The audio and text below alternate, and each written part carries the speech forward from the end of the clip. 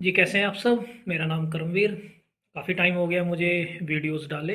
ये मेरी third video है जिसमें मैं बच्चों से बात करना चाहूँगा। बहुत ज़रूरी है, ठीक है? क्योंकि लास्ट वीक ही मैंने काउंसलिंग ली। एक पेरेंट मेरे पास आए थे, 9th क्लास में बच्चा है उनके, ठीक है? और ऑलरेडी मेरे कुछ फ्रेंड्स हैं लाइक देहरादून में, दिल्ली में, वियतनाम में, जो मुझे कह रहे थे कि बच्चों से बात करूँ, क्योंकि बच्चों को ये समझना बहुत ज़रूरी है कि कैसे पढ़ना है। तो उससे पहले आपने मेरी 2 वीडियोस देखी होंगी। पहली वीडियो में मैंने स्कूल से और पेरेंट्स के रिलेशन पे बात की थी। मेरा गुस्सा है पेरेंट्स से बहुत, ठीक है? तो जो भी था उस वीडियो में है कि जहाँ पे सारी सोच पास होने तक रह गई है, मैक्सिमम स्कूल्स में, सारे स्कूल्स की बात नहीं कर रहा। फिर मैंने दूसरे वीडियो में पेरेंट्स से बात की थी। सारे पेरेंट्स से, किसी 1 से, 2 से, 3 से नहीं, क्योंकि इतने पेरेंट्स से मैं मिलता हूँ, ठीक है? इतना ट्रस्ट है आप लोगों का, ठीक है? और काफ़ी पेरेंट्स मेरे से कनेक्टेड हैं, बच्चे बहुत अच्छे कर रहे हैं, ठीक है? कई बच्चे नहीं कर पा रहे, वो एक अलग चीज़ है जो मैं आज की वीडियो में बात करूँगा, ठीक है? तो हर जगह कोई ना कोई प्रॉब्लम होती है जो हमें खुद देखनी होती है कि हमारे तरफ से क्या है। देखो, हम सब जगह कमियां ढूंढ सकते हैं, राइट? पर जब तक आप खुद के तरीकों पे या खुद की पॉलिसी पे क्वेश्चन नहीं कर रहे, तब तक वो इम्प्रूवमेंट नहीं आएगी। जब तक बच्चा ये नहीं समझेगा कि मैं ऐसा क्यों हूँ, मेरे अंदर ये कमी क्यों है, तब तक वो उसको इम्प्रूव नहीं कर सकता। सेम वे में पेरेंट्स हैं, सेम वे में हमारी आज की स्कूल एजुकेशन है, मैक्सिमम, नोट सारे, डिस्क्लेमर, ठीक है जी? तो बच्चों, आज मैं आपसे बात करूंगा। देखो, कुछ मुद्दे हैं जिन पे ध्यान देना ज़रूरी है कि ऐसा क्यों है कि आज की डेट में हम फोकस क्यों नहीं कर पाते। ये इतने सारे जो डिस्ट्रक्शंस है हमारे चारों तरफ, टीवी, मोबाइल, रिश्तेदार, ठीक है? फिर स्कूल का माहौल, फिर ट्यूशन का माहौल, बहुत कुछ मैटर करता है, राइट?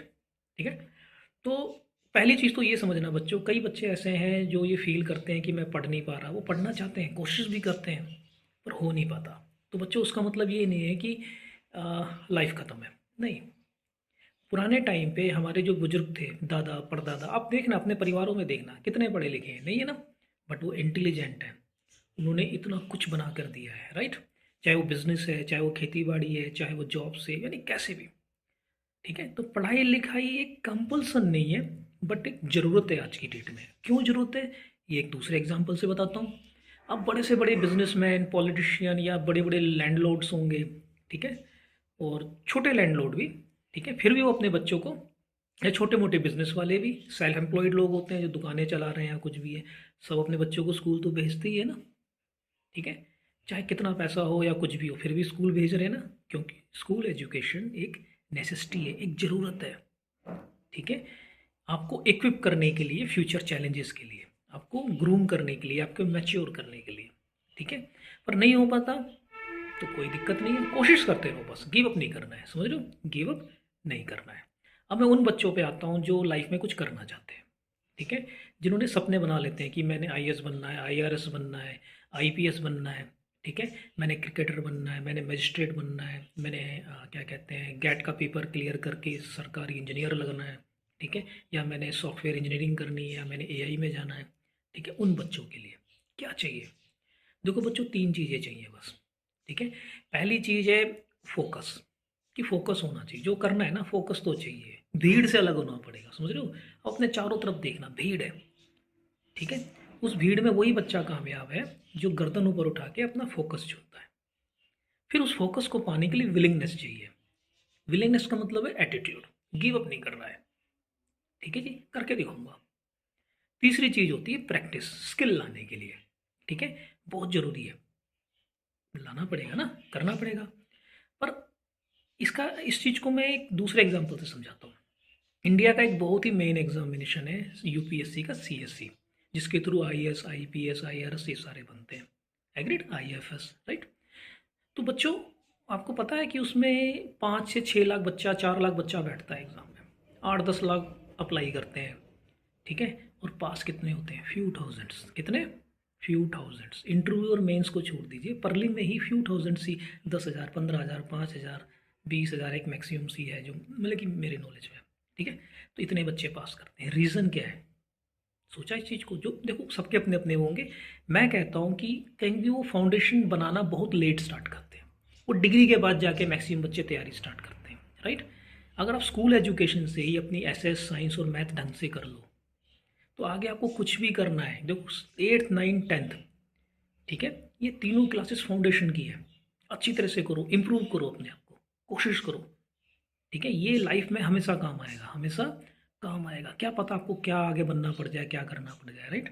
11th 12th से कैरियर की फाउंडेशन स्टार्ट होती है, जिसमें आपने एक सब्जेक्ट चुने होते हैं कि मैंने ये पढ़ना है, इसी में कुछ बनना है, ठीक है। तो अगर आप 11th 12th में हैं तब भी आपके पास टाइम है कि आप अपनी फाउंडेशन अच्छी, उस सब्जेक्ट को अच्छी तरह पढ़ो। अगर आप अकाउंट्स पढ़ रहे हो, आर्ट्स पढ़ रहे हो, आर्ट्स में इकोनॉमिक्स तो आएगी ना, तो उसमें भी थोड़ी बहुत मैथमेटिक्स तो आती है स्टैट के सब्जेक्ट में, राइट। आप अगर नॉन मेडिकल मेडिकल हो तो फिजिक्स केमिस्ट्री है ही। उनको ढंग से पढ़ो, क्योंकि उसी से बेसिक मैथ्स सुधर जाएगी, बेसिक एसएसटी सुधर जाएगी, मतलब कि काफ़ी इंप्रूवमेंट आप ला सकते हो किसी भी स्टेज में। एक चीज़ है कि कभी किसी दूसरे बच्चे से कंपेयर मत करो, कभी नहीं। हर बच्चे का अपना एक लाइफ लाइन है, अपनी एक जर्नी है, राइट। किसी बच्चे ने हो सकता है पढ़ाई में अच्छा नहीं है, क्या पता वो बिजनेस में अच्छा करेगा, खेती में अच्छा करेगा, ठीक है। तो ऐसा नहीं होता, हर बच्चे के अंदर कुछ ना कुछ स्पेशल होता है, वो हमें देखना होता है कि उसको किस तरफ मूड करना है। तो कभी कंपेयर नहीं, कंपेयर करना है खुद से करो कि मेरे पिछले इतने नंबर आए थे, मैंने इससे ज़्यादा नंबर लाने हैं, ठीक है। और खुद की फाउंडेशन पे आपने काम करना है, ठीक है जी। और कई बार क्या होता है कि बच्चों देखो आपकी लाइफ में ना डिस्ट्रक्शंस भी आएंगे, डीमोटिवेशन भी आएंगे, ठीक है जी। आपको गलत सही भी कहा जाएगा, आप बुरा भी फील कर सकते हो, ठीक है, आपको गुस्सा भी आ सकता है। और ये शॉर्ट टर्म डिस्ट्रक्शंस हैं, अपना लॉन्ग टर्म विजन कभी नहीं खोना है आप लोगों ने, ठीक है। आपको पता है कि आपने क्या करना है, पेपर पेन पे लिखो, बिस्तर के आगे लगा दो दीवार पे कि हाँ ये मेरा विजन है, मैंने ये बनना है। Focus, willingness and practice, remember these things, ठीक है। इससे ज़्यादा लाइफ में नहीं है कुछ। Never give up. और नहीं भी हो पाता है तो एटलीस्ट ट्राई तो किया आपने, ऑलवेज बी प्राउड कि आपने ट्राई किया। फिर आगे रास्ते नहीं खत्म होते, find your way. Self employability, कोई आइडिया है तो कंपनी डालो, कंपनी डालने के लिए एजुकेशन जरूरी थोड़ी है, आइडिया चाहिए, ठीक है जी। मैंने एग्जांपल दिया ना कि हमारे पुराने टाइम पे, है ना। तो never give up, but education एक नेसेसिटी है, कर जाओ वेरी गुड, कुछ बन जाओ वेरी गुड। एक ट्यूशन में मेरे बच्चे ने बोला कि मैंने ना अपने फैमिली को प्राउड करना है आईएएस बन के, ठीक है, बहुत अच्छी बात है। मैंने उसको एक चीज़ कही कि अगर ऐसी चीज़ आप अपनी ज़िंदगी में ऐसा मुकाम पाते हो ना, तो सिर्फ आप अपनी फैमिली को नहीं, अपने विलेज को और अपने रीजन को प्राउड करते हो, ठीक है। ये बहुत बड़ी रिस्पॉन्सिबिलिटी है, बट पूरी कब होगी, बचपने में नहीं होगी ना। फोकस, विलिंगनेस और प्रैक्टिस, अपनी फाउंडेशन अच्छी करो, ठीक है जी। अपनी पढ़ाई पे ध्यान दो, यू नेवर नो कि आगे क्या रखा है, क्या होना है, क्या नहीं होना है। And never give up, remember these things, ठीक है। Never give up.